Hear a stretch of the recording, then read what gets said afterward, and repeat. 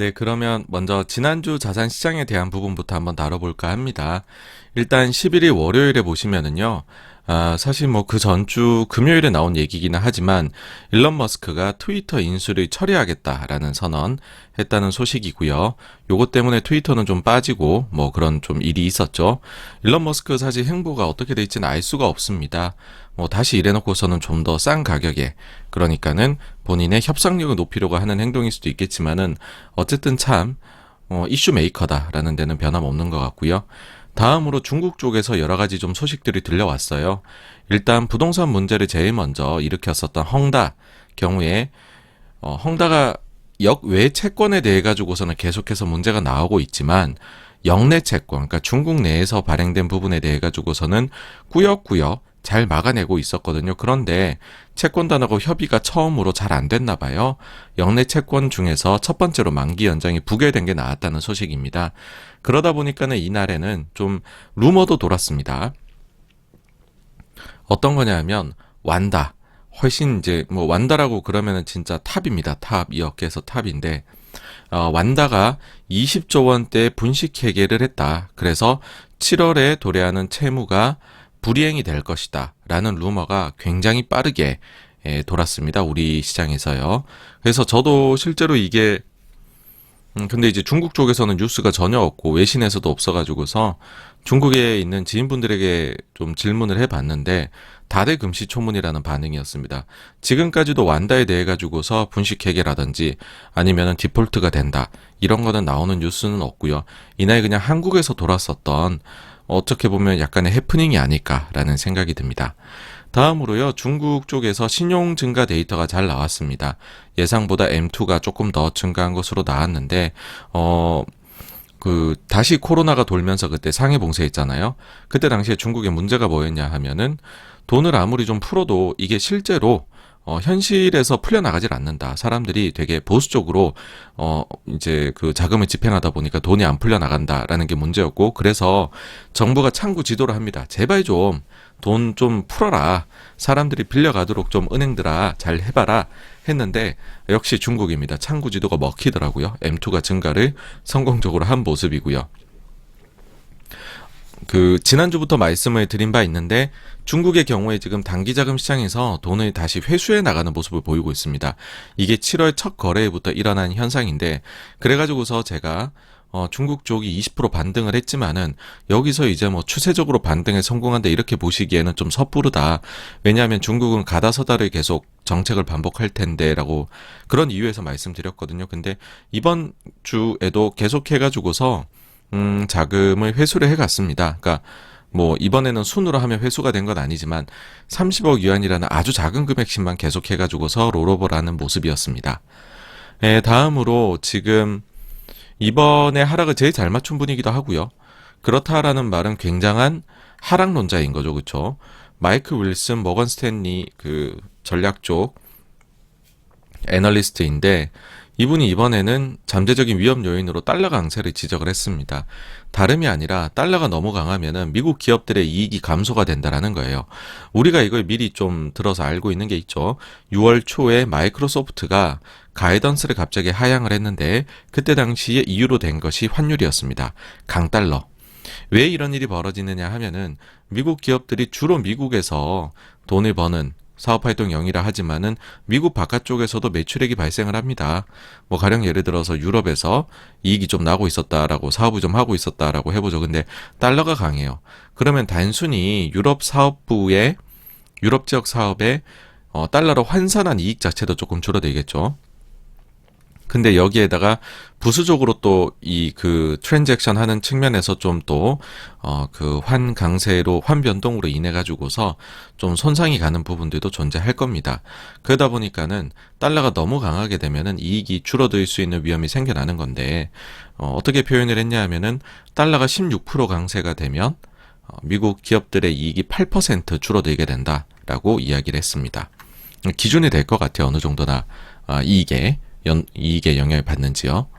그리고 뭐 이제 86번가 커뮤니티에서도 올리기는 했지만은 이날 고이드만삭스가 레포트를 냈습니다. 그 전주 금요일에 나왔던 아주 좋다라고 했던 그 고용 데이터 이게 과장이 된 것일 수도 있다. 실은 이런 보고서를 골드만이 냈습니다. 자세한 내용은 86번가 커뮤니티 지난 월요일에 올린 자료를 글을 보면은 아마 이해가 되실 텐데요. 결론적으로는 이게 어떤 이야기냐 하면은 눈에 보이는 데이터들은 좋았는데 가계 쪽의 조사 부분들은 나빴다. 그래가지고서 어느 쪽이 맞는지 알 수 없으니까 다른 데이터들을 좀 보자라고 해 봤었을 때에 신규 실업수당 청구 건수 나오는 것들이나 아니면 개별 기업들이 요즘에 구조조정을 발표하고 있는 거나 등등등등을 봤었을 때 지금 조금 데이터가 과장되어 있는 것 같다라는 이야기를 했습니다. 요거는 또 제가 금난세에서도 고용 관련해가지고서 한번 말씀을 드린 게 있는데 이번 주에 나온 거거든요. 업로드된 거. 그거를 한번 또 보시면은 참고가 되시지 않을까 싶습니다. 다음으로 제임스 블라드, 연준의 지역 총재가 계속해가지고서 경제에 대한 자신감을 내비쳤습니다. 그러니까 침체는 안 올 거야라고 이야기를 하는 게 연준 위원들의 공통적인 발언입니다. 요즘. 그리고 다음으로 라파엘 보스틱, 요분 같은 경우에는 몇 달 전만 해도 9월 달에 우리가 금리 인상을 멈춰야 될 수도 있어요라고 얘기를 하셨던 분입니다. 근데 요즘에는 부쩍 매파가 되었어요. 이제 9월 포즈 이런 얘기는 쏙 들어갔고요. 다시 한번 75bp 인상을 지지한다 라고 이야기를 했습니다. 그래서 이제는 연준 내에서 매파, 제일 매파죠. 지금 분류로 보면 그 다음에 제일 비둘기로 분류되고 있는데 공이 다 75를 이야기를 하고 있는 요때 당시까지는 그런 상황입니다. 네, 이제 12일 화요일로 넘어가 보겠습니다. 이날 박힌 또 연준의 관계자입니다. 나와가지고서는 50bp나 75bp 둘 다 가능성이 있다라고 열어놨습니다. 그러니까 이때까지만 해도 사실 그렇게 높았던 CPI가 나오기 전이다 보니까 50이냐 75냐 여기에 대해 가지고서 좀 설왕설래가 있었던 시기입니다. 물론 지금이야 75냐 100이냐를 얘기하지만 CPI가 나오기 전만 해도 우리가 50, 75를 얘기를 했었죠. 요새 증시가 좀 올라가고 있었는데 미국 증시가 장 막판에 훅 떨어진 이유로 사람들이 대고 있는 게 바로 가짜 자료 때문입니다. 미국에서 CPI 자료가 나오면은 요렇게 레포트가 나오거든요. 우리가 요걸 보고서 판단을 하는데 가짜 자료까지 돌았습니다. 사실 이날이 CPI 발표 날이 아니고요. 수요일이 발표 날이거든요. 그래서 화요일에 나왔다는 것 자체가 문제가 있는 건데 이게 유출된 거다 이런 식으로 SNS에 돌았어요. 딱 그냥 보셨을 때는 이거 꽤나 좀 속기 쉬운 거 아니야 라고 하실 수 있는데 사실 이쪽의 데이터들을 전문적으로 보는 사람들 입장에서는 이거는 더할 나위 없이 아주 조악한 그런 자료라고 할 수가 있습니다. 일단 한번 비교를 해볼게요. 원래는 이렇게 나옵니다. 이렇게 해가지고 이런 식으로 이렇게 나와요. 근데 이거 보시면은 일단 템플릿 자체는 똑같죠, 그쵸? 그리고 글자도 좀 바꿨어요. 6월달 거다 해갖고서 6월달에 1.7%가 전월 대비 올라가지고서 5월 1.1%보다 더 올라갔다. 그래갖고서 10.2% 전년 동기 대비 해가지고서 물가 상승이 나타났다라고 해놨습니다. 근데 이거 이제 보시면 여기서부터 문제가 있는 게 전월 대비 해가지고서 요 수치거든요, 이게. 근데 자기가 맨 위에는 전월 대비해서 1.7% 올랐다 했는데 이게 22년 6월이잖아요. 근데 전월 대비 1% 오른 걸로 돼 있어요. 그리고 여기 보시면은 5월 달에 전월 대비 1% 올랐다고 하는데 그건 맞는 사실이거든요. 여기 보면 전월 대비 0.3. 그러니까 요 맨 밑에 것만 한 달씩 요렇게 그냥 더했어요, 여기다가. 그러니까 요 숫자까지 바꾸진 않았어요. 요 맨 밑에 것까지. 요 멘트만 글자만 바꿨더라고요. 그래서 저도 요거 도는 거 나중에 봤는데 딱 보자마자 이거는 가짜인데? 되게 조악하다 생각을 했는데 워낙에나 요즘에는 작은 거에도 굉장히 크게 반응을 하다 보니까 이런 거에도 사람들이 심리가 왔다 갔다 하는 정도까지 온 것 같다. 그 정도 생각이 들었습니다. 네, 그랬고요. 그 다음 이제 수요일로 넘어가게 되면 우리나라 금통위가 있었는데 예, 50pp 인상을 했습니다. 사실 저 개인적으로는 50, 25 좀 고민이 되었을 것이다라고 생각을 했는데, 예, 왜 그런 생각을 했냐 하면은 우리나라 같은 경우에 지금 7월 달에 회의가 있고 또 8월에도 회의가 있어요. 근데 미국 같은 경우엔 7월에 회의 있고 8월은 잭슨 홀이라 건너뛰고 9월에 있거든요. 그래서 우리가 이제 7월에 조금 올려놓고 미국이 7월에 만약에 되게 크게 올리면 이제 8월 가갖고 우리도 또 크게 한번 따라 올리면 되지 않을까라고 생각을 했는데, 사실 뭐 호주나 뉴질랜드나 우리랑 체급이 비슷한 나라들 보면 다들 요번에 50bp 올리긴 했어요. 그래가지고서 우리도 뭐 그 따라 가지고서 뭐 무난한 선택을 한 게 아닌가 생각을 합니다.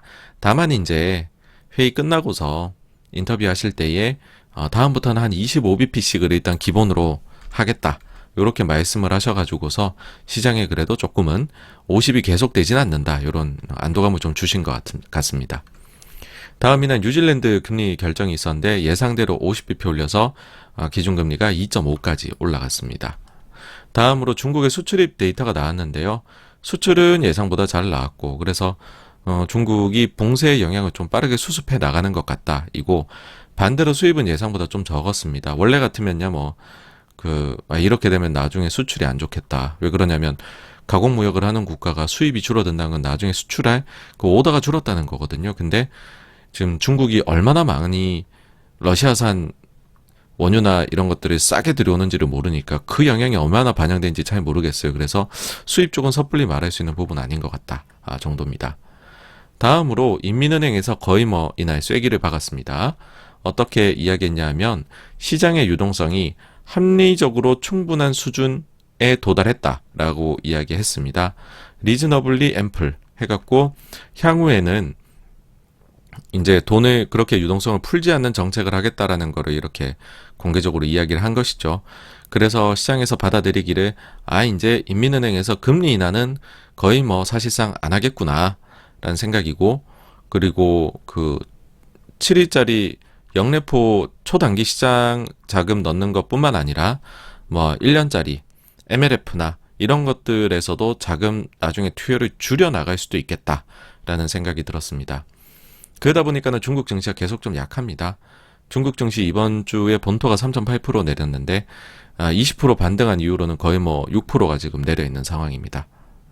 다음으로 사람들이 모두 주목했었던 소비자 물가지수, 단단히 예상을 사실은 각오를 하고 있었습니다. 전월치가 8.6이 나왔는데 이번에는 8.8이 나올 것이다, 이미 높게 잡았어요. 그리고 전월 대비로도, 사실 전월 대비 1%면 연으로 따지면 이거 12% 이상의 물가 상승이 나오는 어마어마한 숫자입니다. 근데 1.1로 올렸습니다. 그러니까 대비를 하고 있는 거죠, 마음의 대비를. 근데 그보다도 훨씬 높게 나왔습니다. 전년 동기로는 9.1, 그 다음 전월 대비로는 1.3. 단순히 헤드라인만 높게 나온 게 아니고요. 요 헤드라인에서 음식하고 에너지를 뺀 근원 소비자 물가지수도 높게 나왔습니다, 예상보다.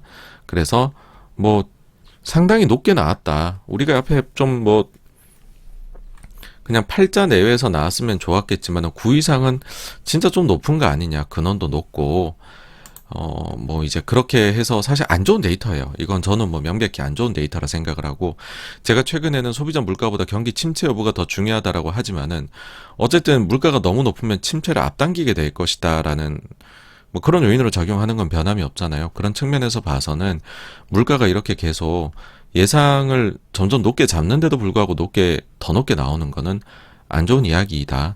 그리고 한번 요 세부 내역도 한번 살펴봤습니다. 세부 내역을 살펴보게 되면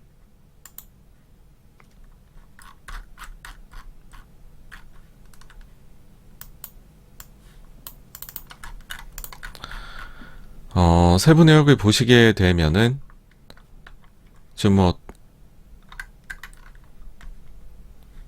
자동차, 그 다음에 중고차, 전 부문이 다 마이너스가 없죠, 그죠? 다 플러스로 나오고 있고, 그 중에서도 전월 대비로 봐서는 이제 그 주거비하고 관련돼 있는 거, 부동산 가격하고 월세 이런 게 다 반영이 되는 건데, 그러니까 부동산 가격이 오르면 이제 월세에 반영되니까요, 시차를 두고 월세나 이런 건데, 이게 0.6%면은 전월 대비가 연간으로 따지면 이건 7%대로 상당히 높게 오른다라는 겁니다.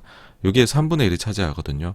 이 계속해서 높은 거는 상당히 좀 스티키한 인플레이션 올 수 있는 거고, 그 다음에는 그 헬스케어 쪽도 보시면 의료비나 이런 쪽이 가속도를 내고 있습니다. 0.7% 전월 대비해서. 그래서 뭐 전방위적으로 높게 나왔다.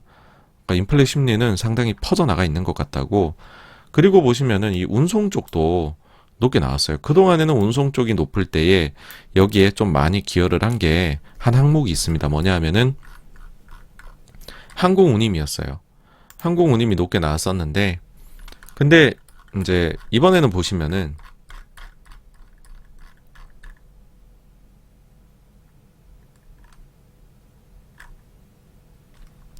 항공운임 같은 경우에는 막 18.6% 전월 대비 12.6% 이렇게 올라가다가 이달엔 조금 내렸습니다. 마이너스 1.8%. 그래서 아니 그럼 항공운임이 내렸는데 도대체 운송 쪽에서 뭐가 그렇게 많이 올랐을까? 라고 해서 보니까는 뭐 이런 항목들이 오릅니다. 이제는 차량 관련해가지고서 보험 드는 거. 그 다음에는 뭐 이쪽에 보시면은 뭐 차량 지금 수리비나 이런 쪽. 그냥 전방위적으로 다 높아요. 예. 그리고 다른 세부 항목들도 보시면은 안 오르는 걸 찾는다는 것이 매우 뭐 어려운 지경에 이르렀습니다. 그러니까 진짜 다 오르는구나. 예, 그런 생각이 좀 들었고, 특히나 좀 저는 제 눈길을 사로잡았던 거는 뭐 이런 것까지 오르나 했었던 게 이제 교육 관련된 부분들.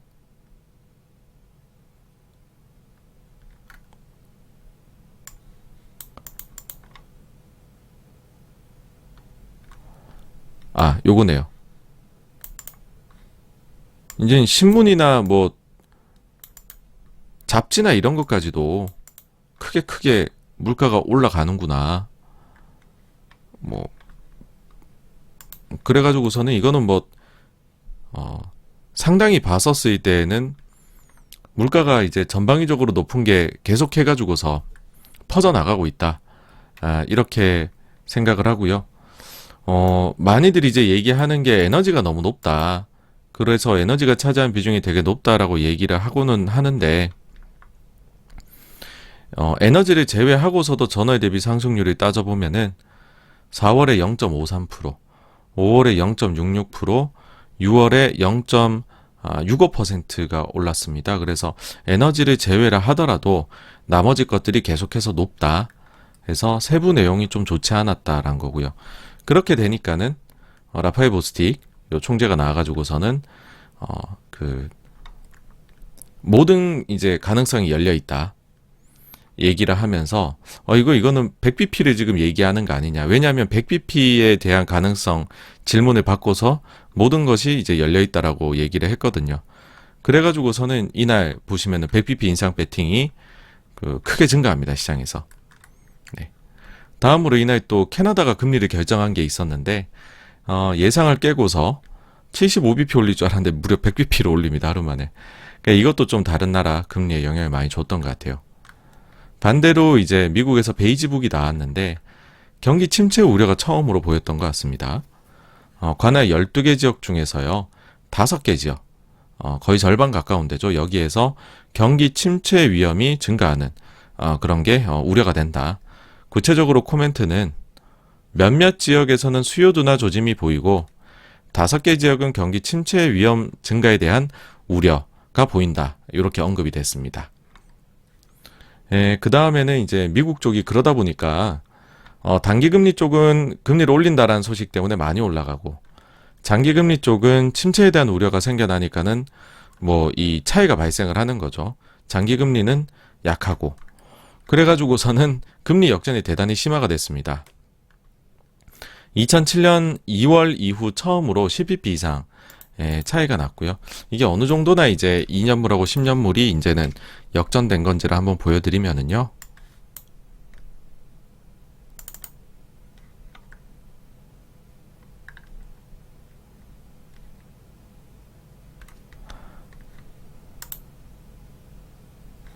요게 이제 지금 상황인 거죠. 지금 이제 뭐 한 20bp 정도 차이가 나는데, 근데 금융위기 때에 사실 이만큼 차이가 나지는 않았어요. 네. 그리고 요때가 이제 IT 버블 터졌을 때 그 역전돼가지고 좀 갔었고, 그 전이 80년대 말, 그때 당시에 역전이 이만큼 일어났었고, 그리고서는 그 70년대 후반부터 해서 폴 볼커가 금리를 막 올려나갈 때에 이렇게 역전이 심하게 또 나타났던 바가 있기는 합니다. 그래서 이게 사실 이제 정말로 자주 나타나는 현상은 아니다. 그래서 좀 뭐 역전이 심화돼서 뭐 20년 만에 뭐 10몇 년 만에 이런 얘기들을 하는 것들은 다들 이게 진짜로 참 독특한 일이 우리가 일어나고 있는 거고, 그래가지고서 사람들이 이렇게까지 놀래고 있구나, 그런 거 얘기해주고 있다, 그렇게 볼 수 있을 것 같아요. 그 다음으로는 유럽에서 이제 유로 달러 1대1이 깨졌습니다. 그러니까는 1이 안 되고 유로화가 너무 약세인 거예요. 그래서 0. 얼마로 막 이날 뚫고 내려갔습니다. 최근에 유럽이 어떤 고통들을 겪고 있는지를 보면, 제일 첫 번째로는 미국이 굉장히 긴축의 속도를 높여나가고 있다라는 거예요. 그러다 보니까는 유럽도 자기네 나름대로는 한다고 올리고 있는데 이것저것 미국이 따라가지를 못하고 있는 거예요. 그래서 상대적으로 미국 달러 강하고 유로화는 더 약세 가고, 두 번째로는 그 유럽 본토에서 지금 전쟁을 경험을 하고 있잖아요. 그러다 보니까는 뭐 각종 경기 쪽에 좋지 않은 영향을 미치고 있고요. 거기다가 더불어서 최근에 나온 아주 강력한 이슈는 러시아가 유럽 쪽으로 향하는 가스를 완전히 그냥 금지를 해버리겠다는 엄포를 놓고 있는 상황입니다. 만약에 이게 되면은 뭐 지금 일부에서 분석으로 나오는 거는 한 20% 정도 더 빠져야 되는 거 아니냐, 그런 이야기까지도 나오고 있습니다. 그래서 가스 공급이 완전히 멈추느냐의 여부가 지금 뭐 유럽 쪽에서는 초미의 관심사인 것 같습니다.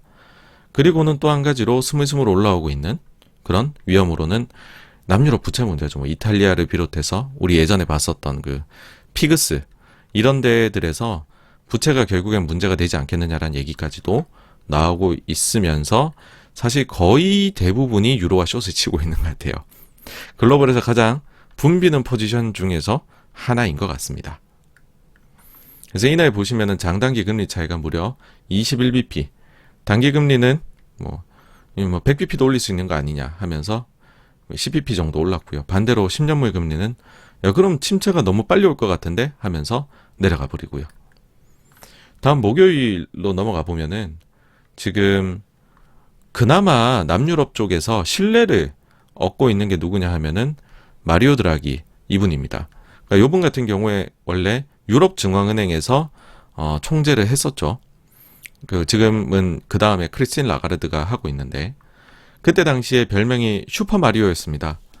뭐 유럽이 문제가 다 해결된 건 아니지만 뭐 약간 그냥 단순히 문제를 덮고만 갔다라고 비판을 할 수도 있긴 하지만, 어쨌든 그때 상황에서 여러 가지 산적한 문제들을 슬기롭게 잘 넘겼던 걸로 특히 주식시장 입장에서는 좋은 기억이 많은 그런 뭐 인물이란 말이죠.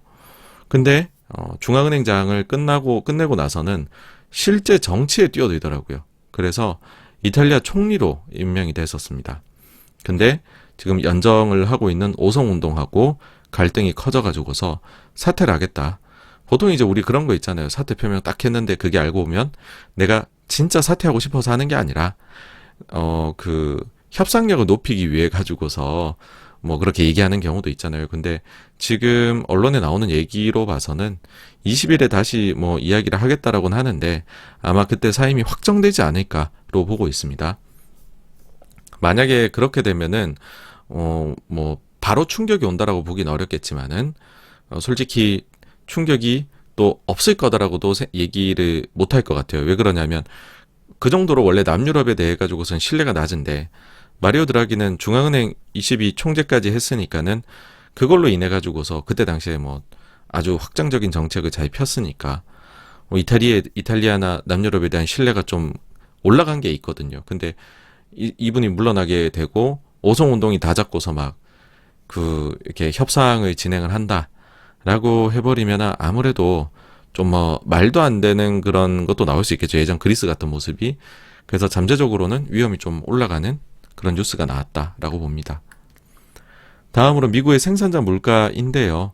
근데 뭐 사실 저는 늘 그렇지만 생산자보단 소비자가 훨씬 중요하고, 그래서 뭐 요 수치가 예상보다 좀 높게 나오기는 했지만은, 그렇지만 일단 근원이 조금 낮게 나온 게 있고, 뭐 그리고 이번 주에는 일단 물가가 좀 높게 나오더라도 커머디티 가격이 꺾이고 있는 거를 더 많이들 보신 측면이 있다 보니까는 크게 증시에 영향을 주지 못했던 것 같아요.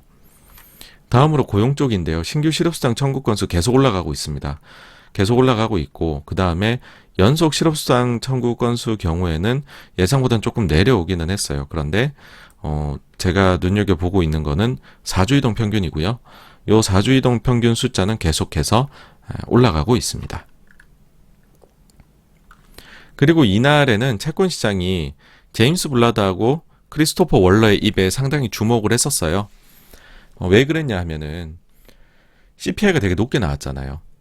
우리가 어떤 기억이 있냐면은 그 전달에 CPI가 되게 높게 나오고 나니까 갑자기 연준이 50bp 올릴 줄 알았는데 75bp라는 서프라이즈를 기록을 했단 말이죠.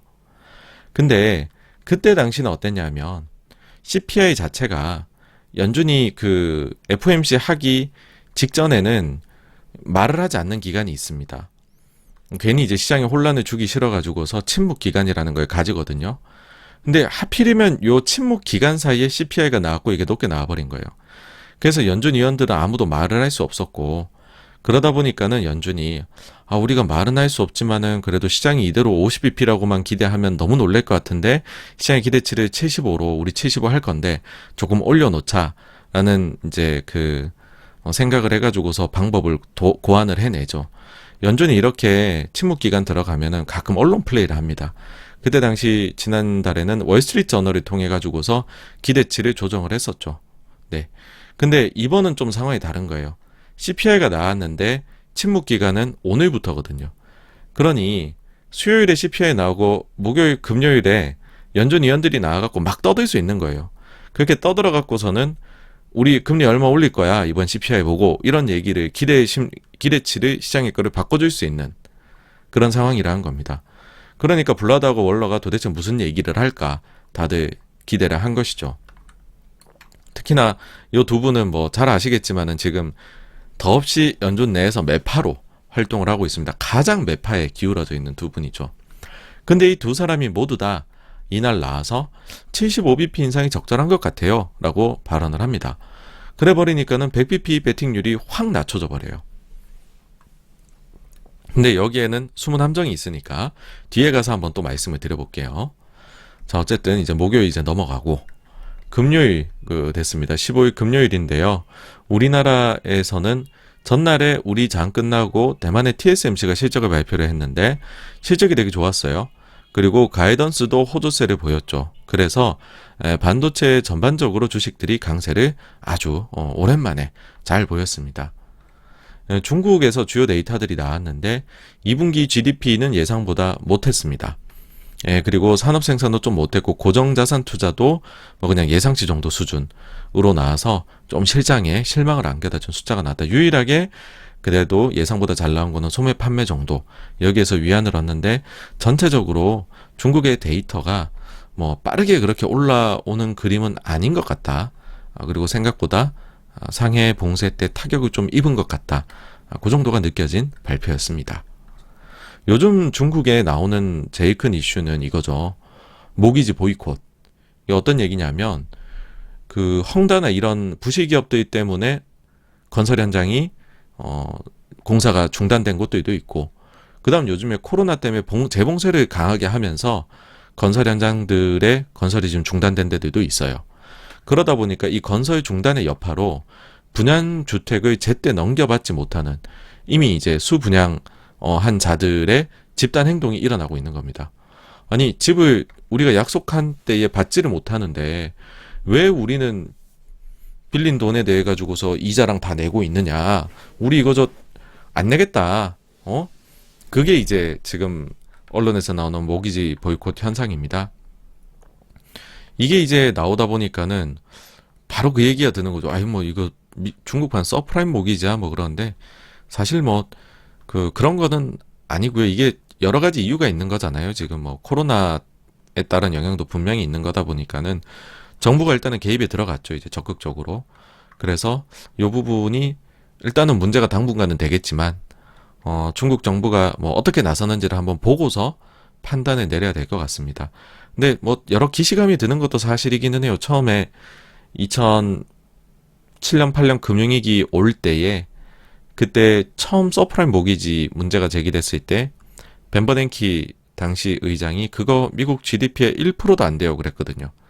요번에도 하니까는 그거요. 중국 은행들 대출 잔액에 요 조건에 해당되는 모기지 보이콧에 그 자산들 0. 몇 %밖에 안 돼요. 지금 이런 얘기를 하고는 있습니다. 한번 사태를 지켜보시죠. 어떻게 되나. 주말 동안에도 뉴스들이 나올 것 같아요. 네, 이제 미국으로 넘어가 보겠습니다. 일단 미국은 이날에 여러 가지 금요일 밤에 호재들이 닥쳐왔다는 건데 첫 번째로 시장이 걱정하는 게 높은 물가잖아요. 근데 수입 물가, 그러니까 사실은 CPI 이외에 크게 저는 물가를 봐야 되나 싶긴 하지만, 근데 물가 너무 높으니까는 다양한 물가 지표들을 사람들이 보는데, 수입 물가가 예상보다 많이 낮게 나왔다. 그러니까는 물가가 이제는 피크아웃은 확실히 하는 것 같다는 생각이 드는 거죠. 그 다음으로 두 번째는 우리가 시장에 관심을 가지는 게 경기가 어떻게 될 거냐. 그랬을 때 경기라고 하면은 미국은 결국 소비다. 그럼 소비가 잘 되고 있느냐 이걸 보고 싶은 건데 소매 판매가 예상 대비 잘 나온 거죠.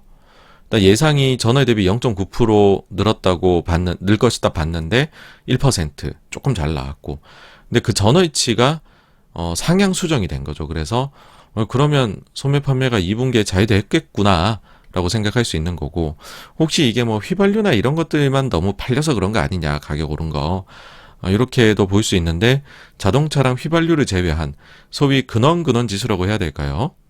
이거 같은 경우에도 예상 대비 해가지고서 상당히 잘 나온 거죠.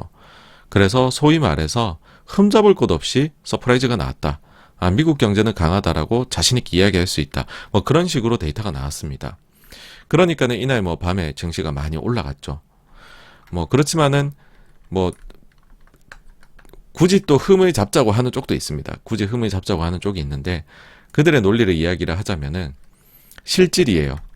그러니까 그 미국의 많은 데이터들이 보면은 뭐 계절 조정치 반영하고 그 다음에 인플레이션을 반영해가지고서 실질 자료를 내는데 소매 판매는 그게 아닙니다. 그냥 명목으로 나오거든요. 노미널로 나오는데 근데 여기에다가 CPI를 넣어보면 그러면은 실질적으로는 소비가 마이너스 아니냐. 그럼 그 이제 가격 오른 거 효과만큼 보다도 지금 소비가 못했다. 그러면 소비 쪽에선 사실은 문제가 생기고 있는 것이 아니냐. 뭐 이런 식으로 얘기들을 합니다. 근데 일단은 노미널로 봐야 되는 게 맞아요. 실질로 봐야 되는 거는 아닙니다. 소매 판매는. 노미널로 보는 게 맞고, 다만 요 부분에서 중간 단계에서 누가 비용 부담을 많이 했는지는 봐야겠죠. 그게 가게일지 기업일지. 다음으로 뭐 저는 주목하는 건 오히려 이건데, 사실 저는 개인적으로 소매 판매가 좀 안 좋게 나오지 않을까라는 생각을 했었어요. 그런 생각을 했던 이유는 보통 요 데이터가 나오기 전에 주요 그 크레딧 카드를 가지고 있는 은행들이 그 전에 미리 미국민들이 카드를 전월에 어느 정도 사용했는지를 발표를 하거든요. 대표적으로 뱅크 오브 아메리카가 이 수치를 발표를 하는데, 근데 바클레이즈하고 뱅크 오브 아메리카가 둘 다 요 날짜 보이시겠지만 12일입니다. 요 소매 판매 전에. 요때 뭐라고 했냐 하면은 미국인들이 크레딧 카드 소비를 좀 적게 하는 것 같다라고 얘기를 한 거예요. 자기네가 이제 관리하고 있는 내부 이 신용카드 데이터를 보니까 소매 판매가 바클레이즈의 경우에는 0.4% 감소, 뱅크 오브 아메리카는 0.3% 정도밖에 증가를 못했다. 이렇게 이제 나왔었습니다. 그래서 보통의 경우에는 이거랑 좀 비슷하게 따라가요. 근데 이번의 경우에는 상당히 서프라이즈가 나왔습니다. 그래서 이 격차가 어디에서 발생하는지는 좀 궁금하지만 아직은 솔직히 말씀드리면 모르겠습니다. 그래서 일단은 소비가 좋았다라고 봐야 될 것 같다라고 생각을 합니다.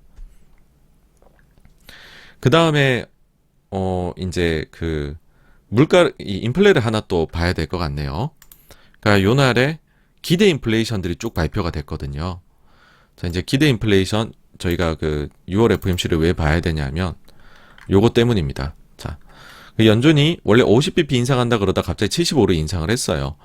그리고 75로 인상하는 과정에서 월스트리트 저널에서 기사를 쓴 게 분위기를 그나마 좀 사람들이 눈치챌 수 있도록 하는 그런 통로로 작동을 했죠.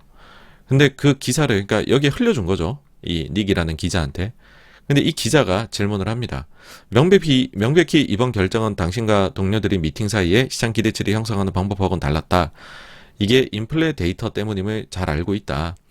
인플레이션 데이터에서 무엇을 보았길래 당신 말의 신뢰를 갉아먹을 위험이 있음에도 불구하고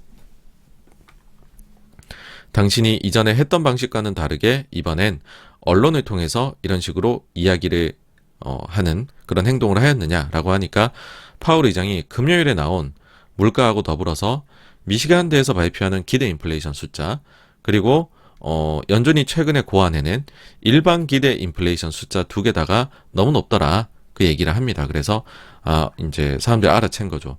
연준이 결정할 때 단순 CPI나 PCE뿐만 아니라 지금 기대 인플레도 많이 보는데 그 중에서 미시간하고 일반 기대 이걸 봐야 되는구나 라고 이제 알게 된 것이죠. 힌트를 얻은 겁니다. 소위 말해서. 근데 요날 그 금요일 날에 요 두 가지가 다 발표가 됐어요. 일단 첫 번째 보면 미시간대 인플레 기대 심리 같은 경우에는 단기가 5.3에서 5.1로 내려왔고 장기 5년짜리 같은 경우에는 3.1에서 2.8로 내려왔습니다. 그건 또 시장이 환호를 하죠. 야, 이제 기대 인플레도 내려오니까 인플레가 슬슬 잡혀 내려가겠구나. 그러니까는 여기까지는 이제 좋았던 얘기를 한 겁니다. 근데 다만 이제 그 일반 기대 인플레이션 경우에는 그 좀 더 높게 나왔어요. 사실 이거 지난주에 이번 주에 있을 일을 얘기를 하면서 그런 말씀 드렸죠. 미시간대는 매달 짓게 하니까는 저거는 좀 내려올 것 같고 일반 기대 인플레는 분기에 한번 조사를 하니까는 1분기 대비해서는 2분기가 명백히 올라왔으니까 이거는 높은 숫자가 나올 것 같은데 시장이 어떤 식으로 이거를 반응을 해줄지는 잘 모르겠다. 그런 얘기를 드렸었죠. 근데 실제로 보시면은 이게 이제 그 일반 기대 인플레이션 쪽입니다. 근데 저는 요거 보면 좀 흥미로운 부분이 누가 봐도 이 안혜주라는 분, 한국분 같으세요. 요 분이 이 고안에 상당한 기여를 연준 내에서 하신 것이 아닌가라는 생각이 듭니다. 네. 요 보시면 이제 업데이트입니다. 좀 딴 길로 샜는데 22년 7월 15일 업데이트 있죠. 여기서 이제 CI 요렇게 데이터 받아보시면 돼요. 이 데이터는 좀 많이 생소하실 겁니다. 그래서 이제 자료 어떻게 찾아 들어가는지부터 한번 보는데요.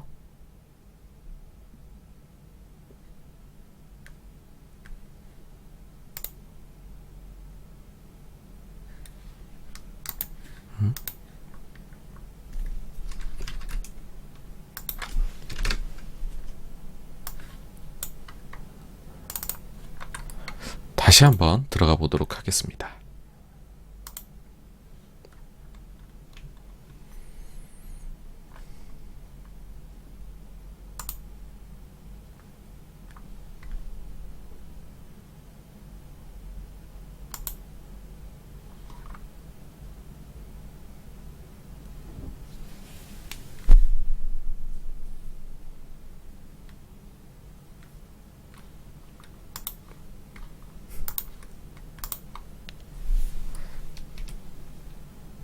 네, 나왔네요, 이제. 이제 쭉 해가지고 해서, 요게 그 기본 데이터고, 요게 이제 보조라고 볼 수 있는데, 보시면은 전분기 대비해가지고 둘 다 올라왔습니다. 2.17에서 2.19, 3.07에서 3.13. 그래서, 요 한 시기만 제외하고요. 금융위기 당시에 가장 높은 숫자를 기록을 했습니다. 그래서 연준 같은 경우에 이제 사실 이제 저희가 이런 것까지 보는 이유는 7월 달에 어떤 결정을 내릴지가 좀 궁금해가지고 힌트를 얻기 위해서이잖아요. 그래서 기대 인플레 쪽에서 미시간은 낮게 나왔지만 CI는 또 좀 높게 나온 부분이 있으니까 그러니까 아마 제가 볼 때는 조금은 시장 기대 대비해서는 매파적인 좀 그 결정을 내리지 않을까라는 생각도 듭니다. 어쨌든 본인들이 고안해냈고 한 얘기가 있으니까요. 사실 요 지표에 대해서는 고전부터 좀 강조를 한 분들이 있기는 한데요. 그 클라리다 요거 이제 물러났죠. 전 부의장인데 연준에 21년 1월 13일에 이런 얘기를 했습니다. 자기는 그 CIE를 굉장히 면밀히 따른다라고 얘기를 했을 정도로 요거는 앞으로 계속 좀 저희가 봐야 될 데이터일 것 같습니다. 분기 한번 나옵니다. 자, 이제 그래서 침묵 기간 들어가기 전에 연준 인사들이 나와서 도대체 무슨 말을 마지막에 했느냐라고 보면 일단은 가장 비둘기 보스틱이 나와서 75bp를 선호한다라고 이야기를 했습니다. 연준이 너무 드라마틱하게 움직여서는 안 된다라고 얘기를 하면서 사실상 100bp를 별로 선호하지 않는 걸로 신호를 보냈죠. 그래서 각종 뭐 CPI나 아니면은 그 요번에 나온 소매 판매 데이터나 금요일까지 데이터를 다 봤었을 때에도 나는 75bp를 선호합니다. 라고 보스틱은 얘기를 한 거고요. 그 다음에 블라드도 나왔어요. 가장 매파 쪽에 있는 사람이 나온 거죠. 근데 블라드 같은 경우에 말이 좀 바뀌어요. 그 전날만 해도 월러랑 블라드 둘 다 75bp 자기는 선호한다. 라고 얘기했는데 이날은 뭐라고 얘기를 했냐 하면 75bp나 100bp나 별 차이 없다. 이렇게 주장을 합니다. 그래서 100bp VC가 또 살아나 버렸습니다. 이날에. 여기다가 조금 더 이제 그 100 쪽으로 블라드는 기울어져 있음이 느껴지는 발언이 하나 더 있었는데 원래 제임스 블라드가 지난 6월 회의 끝나고서 점도표에 찍었던 연말 예상 금리 자기가 생각하는 그거는 3.5에 찍혀 있었어요. 근데 본인은 이제는 3.75에서 4로 생각을 한다라고 해서 그 전에 대비해 가지고서 금리를 25에서 50bp 정도 더 많이 올려야 되는 걸로 좀 얘기를 하셨습니다. 만약에 이렇게 된다면은 요번에 75를 만약 한다면 남은 거에 다 50을 해야 될 정도로 어떻게 보면 좀 강하게 얘기를 한 거죠. 그리고 이날 출연은 안 하셨지만 크리스토퍼 월러도 제가 볼 때는 사실상 100bp 쪽으로 오늘 이날 만약에 나왔다면 블라드처럼 좀 의견을 바꿔가지고 얘기하지 않았을까라는 생각이 들어요. 왜 그러냐면 그 전날에 자기는 75bp를 선호한다라고 얘기를 하기는 했어요. 근데 더 큰 거 1%, 100bp 인상에도 자기는 열려있다라고 얘기를 했거든요. 그럼 75로 결정할 거냐 100을 결정할 거냐 이 차이를 만들어내는 요인이 있을 거잖아요. 그 요인은 데이터 때문이라고 얘기를 했어요. 자, 보시면은 이제 앞으로 나오게 될 데이터에 이제 따라가지고서 75로 할지 100을 할지 결정을 하겠다라는 건데, 근데 이때까지 나온 것만 해서는 CPI만 봐선 자기는 아직까지는 75로 하고 싶다, 선호한다 했던 거죠. 근데 그러면 앞으로 나올 데이터, FOMC 전에, 뭘 그렇게 중요하게 볼 거냐 하니까, 얘기를 한 게, 소매 판매. 이게 금요일에 나왔죠. 그 다음에 다음 주에, 주택 착공이나 이런 데이터들 나옵니다. 주택 관련된 데이터를 보고 싶다라고 얘기를 했어요. 근데 요 두 개 중에서 지금 소매 판매는 예상보다 잘 나와버렸잖아요. 그래버리면 제가 볼 때 원러는 이날 나왔다면 100이 좀 더 괜찮을 수 있지 않을까요? 요렇게 혹은 블라드처럼 에이 75, 100 차이 없어요. 100해도 놀라지 마요. 이런 식으로 얘기를 아마 하지 않았을까 싶습니다. 시장에서도 이런 점을 분명히 염두에 두고 있는 것 같아요.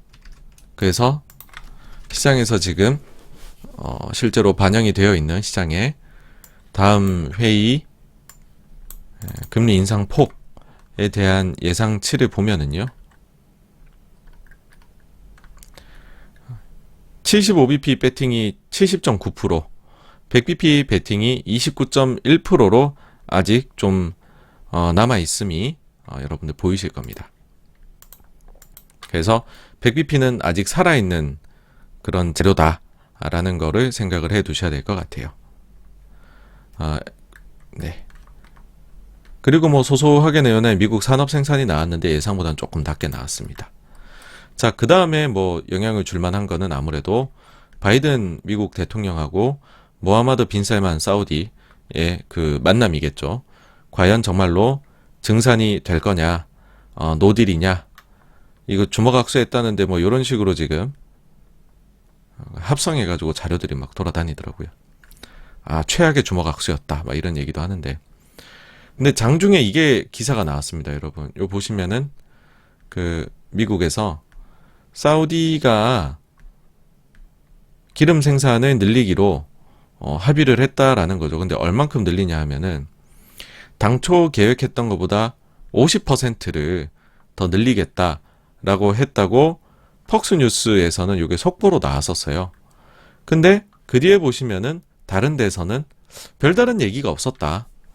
이렇게 나오고 있습니다. 뭐 주말 동안에 계속 또 뉴스가 이렇게 디벨롭이 되겠죠. 근데 지금으로 봐가지고서는 폭스께 일단은 좀 가능성이 낮은 걸로 보입니다.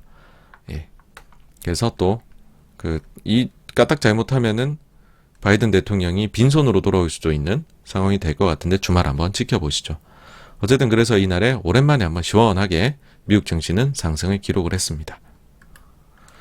자, 이제 채권 시장을 보시게 되면은 미국채 금리가 침체에 대한 우려가 반영이 되면서 3% 아래로 내려왔습니다. 그리고 장단기 금리 차이도 이제는 뭐 그 금융위기 때 수준을 넘어서는 정도로까지 벌어져 있습니다. 그래서 확실히 이제 채권 쪽에서는 침체에 대한 우려를 많이 하고 있다라는 게 느껴지고요.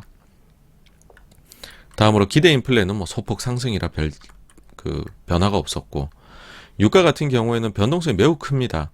매우 큰데 지금 과연 이게 그 딜이 될 것이다라는 사우디 관련해서 바이든 대통령 방문하는 선반영이었을지 아니면 여기에서 또 뭐가 있을지, 네, 일단은 100달러 아래로 뭐 WTI가 내려와 있는 상황이거든요.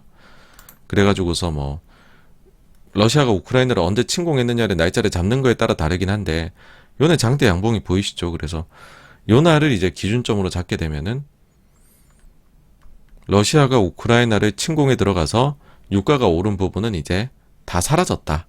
그렇게도 볼 수 있습니다. 그래서 만약에 노딜이 된다면은 제가 볼 때는 상방으로 좀 더 크게 열리지 않을까 생각합니다.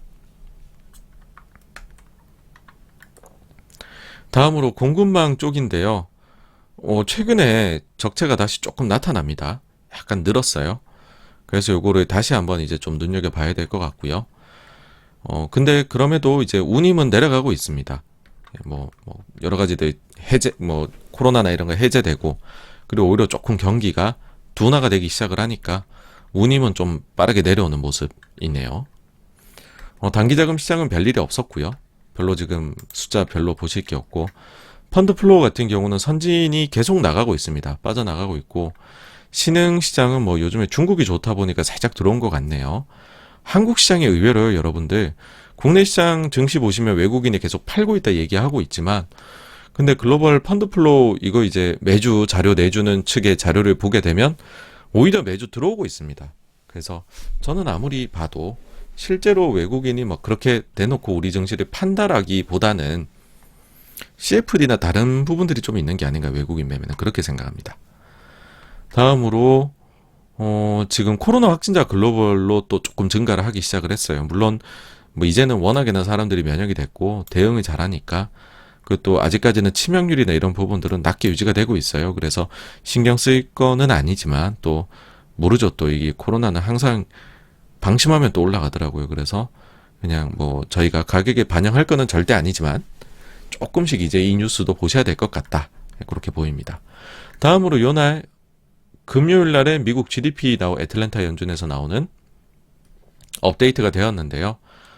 또 좀 내려갔어요. 마이너스 원래 1.2까지 왔다가 요게 지금 또 좀 살짝 내려간 게 보이시죠? 그쵸? 요 내려간 게 금요일에 소매 판매 데이터하고 다 반영이 됐는데 오히려 좀 내려간 거거든요. 그래서 뭐 얘네가 계산을 어떻게 하는지 정확히 저는 잘 모르겠지만은 소매 판매 데이터가 잘 나왔다 하는데 PC 있죠? 요게 소비잖아요. 오히려 요거는 조금 내려가는 식으로 네, 자료가 나왔습니다. 이거 말고 딴 것도 뭐 반영하니까 그렇겠지만 이게 제일 크죠. 어쨌든 마이너스 1.2에서 1.5까지로 지금은 좀 더 내려와 있습니다. 요 데이터는요, 다음 주에는 화요일에 한 번 더 또 업데이트가 될 예정입니다. 그 월러가 보고 싶다는 주택 데이터가 이날 나옵니다. 이제 미국에서 본격적으로 2분기 실적 시즌이 여러분 시작을 했습니다. 한번 데이터를 저희가 보게 되면 일단 출발이 좀 스타트가 부진합니다. 과거 5년이나 10년 평균을 보시면은, 그러니까 일단 요거를 좀 아셔야 됩니다. 미국은 실적이 정말 특별한 경우가 없으면은 예상치 대비 잘 나오는 게 정상인 시장입니다. 그리고 잘 나오는 것도 꽤나 많이 잘 나옵니다. 그러니까 미국은 뭐 얘기 안 한 것 때문에 갑자기 주가 폭락하고 이러면은 바로 소송을 주주들이 걸어버린 나라기 때문에 최대한 가이던스나 이런 것들을 좀 보수적으로 잡으려고 노력을 하는 곳이고, 그거를 뛰어넘으면서 어닝 서프를 내는 것이 좀 미덕인 그런 쪽이라고 할 수 있는데, 일단 S&P 500 기준으로 지금 7% 기업이 실적을 발표를 했고요. 그 중에서 그 주당 순이익이 예상치를 상회한 기업의 비율이 60%입니다. 과거 평균들 77이나 72보다 좀 낮죠, 그렇죠? 그리고 예상을 상회했는데 뭐 그러면 상회한 폭이 어느 정도냐라고 했었을 때에는 2% 정도밖에 상회를 못했습니다. 과거 자료 보시면은 이게 69, 61이었습니다. 8.8, 6.5였습니다. 그래서 이번에는 좀 명백히 부진한 실적 시즌이 시작되었다. 이게요, 여러분, 코로나 한창일 때 있죠. 그러니까 2020년도. 그때 당시에 2분기까지는 실적이 나빴고 3분기, 4분기, 이듬해 1분기, 2분기까지 갈 때에는 평균적으로 20% 정도 잘 나왔습니다. 근데 그게 좀 2%로 딱 줄어버린 겁니다. 다음으로 매출액이 예상치를 상회한 기업들의 비중은 60%로 과거 평균인 69, 61보다 역시나 낮았고요. 매출액 예상치의 상회 폭 자체도 0.8로 1.8, 1.1보다 좀 낮아요.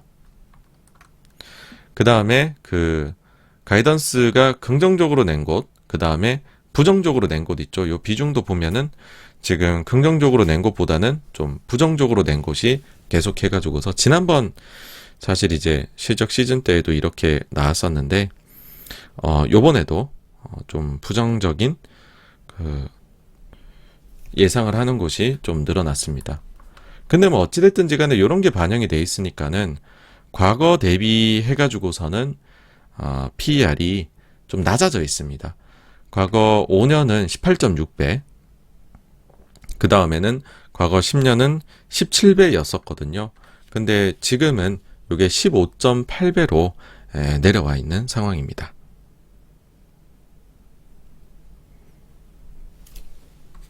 그래서 여기서 보시면은 요 연한 파란색이 그 S&P 500의 그 가격이거든요. 그래서 요즘에 이제 내려온 게 이게 보이실 테고, 요거를 가지고 온 이유는 뭐냐 하면은 요 이제 짙은 파란색 선이에요. 요게 12개월 앞으로 향후 이제 포워드로 S&P 500의 주당 순이익이 어떻게 이제 예상이 되고 있느냐라는 건데, 보여드리고 싶은 거는 최근에 이제 좀 실적이 어쨌든 조금 과거 대비는 부진하게 나오고 있잖아요. 그런데 그럼에도 불구하고 실적 추정치는 내려가지는 않고 있다라는 겁니다. 그래서 2분기 실적 시즌이 저는 뭐 하여튼 대단히 중요하다라고 보고 있습니다. 총평을 해보면은 물가는 여전히 매우 높아요. 근데 최근에 보면 커머디티 가격들이 내려왔다라는 거죠. 그러다 보니 이거 물가가 피크아웃 하는구나, 이런 생각을 시장이 좀 광범위하게 하는 것 같습니다. 그리고 침체에 대한 우려는 소매 판매가 잘 나오면서 경기가 여전히 좋다라고 생각을 하는 것 같고요. 그리고 연준에 대해 가지고서는요, 물가 VC가 여전히 뭐 좀 지금 뭐 75bp로 좀 많이들 생각을 하시는데, 근데 물가 자체가 일단은 대단히 높게 나온 게 있고, 그 다음에는 연준에서도 아까 금요일에 뭐 블라드의 멘트나 아니면 원래의 인커밍 데이터 이런 것들 세부를 보시면 아시겠지만은 100bp VC는 아직까지도 좀 살아있다, 이렇게 보셔야 될 것 같습니다. 그 제일 중요한 거, 이제 실적 시즌이 시작을 했다. 그래서 뭐 저는 의견은 똑같습니다. 여전히 우리가 조금 조심해야 되는 것 아니냐. 예, 그렇게 생각을 합니다.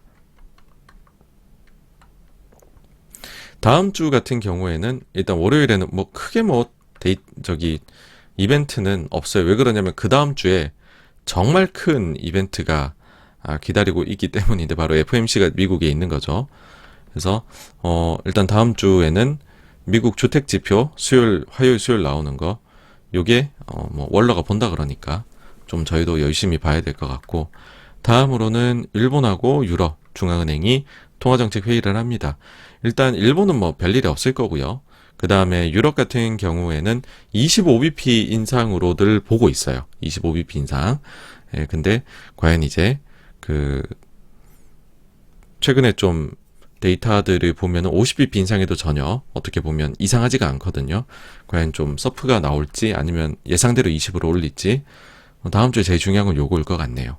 네, 그리고 매주 나오는 실업 데이터 요 정도까지 하면은 다음 주 정리가 되지 않을까라고 생각을 합니다. 네, 그래서 여기까지가요. 지난주 자산 시장에 대한 부분이었고요. 다음으로 넘어가 보도록 하겠습니다.